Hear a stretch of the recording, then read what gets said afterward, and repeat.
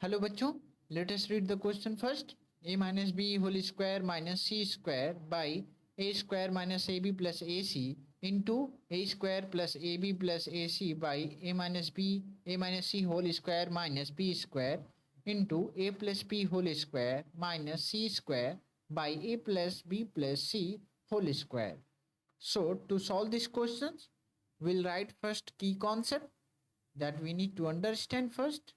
So the key concept here, the key concept is that the formula that we'll use here. So मान लीजिए हमें दिया हो a minus p into a plus P. यदि ऐसा दिया हो तो हम क्या लिख सकते हैं, a square minus b square, या a square minus b square दिया हो तो हम क्या लिख सकते हैं, a minus b into a plus b. So this formula we are going to use in our calculation. तो हमें क्वेश्चन दिया हुआ है a minus p whole square minus c square divided by a square minus a b plus a c, और यहाँ हो जाएगा आपका इंटू, यहाँ आ जाएगा a square plus a b plus a c divided by a minus c whole square minus b square into यहाँ क्या हो जाएगा, a plus b whole square minus c square divided by a plus b plus c का whole square. तो ये है. अब यहाँ हम देख सकते हैं ए माइनस बी का whole square minus c square, तो हम देख सकते हैं कि ये वाला फॉर्मेट बन रहा है. तो हम ए स्क्वायर माइनस बी स्क्वायर का फॉर्मूला लगा के ए minus b into a plus B के फॉर्म में इसको लिखेंगे. तो हम क्या लिखेंगे, ए माइनस बी, पहले क्या लिखेंगे, मान लीजिए माइनस सी लिख दिया, फिर अब क्या लेंगे, प्लस लेंगे, तो ए माइनस बी क्या हो जाएगा, प्लस सी.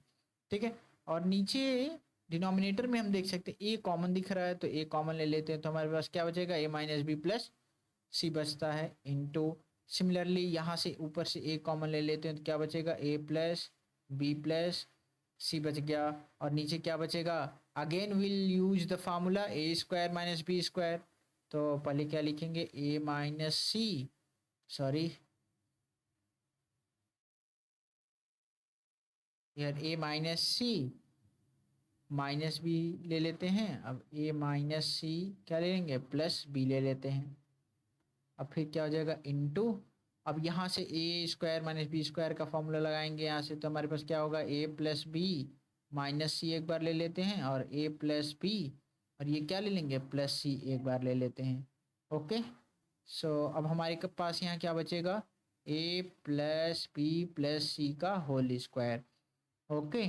तो अब यहाँ हम देख सकते हैं इजिली, मान लीजिए ये दिया हुआ है ए प्लस बी का होल स्क्वायर, तो एक से एक कट जाएगा और एक यहाँ से कट जाएगा, तो फाइनली हमारे पास ए प्लस बी प्लस सी का होल स्क्वायर पूरी तरीके से कट गया.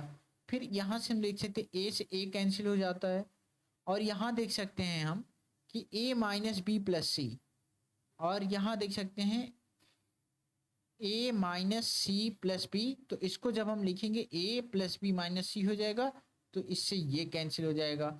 अब यहाँ क्या है, a minus c minus B, तो ए माइनस सी माइनस बी यहाँ से यहाँ ये कैंसिल हो जाता है. अब ये क्या है, a minus B plus C, A minus B plus सी, तो ये कैंसिल हो गया.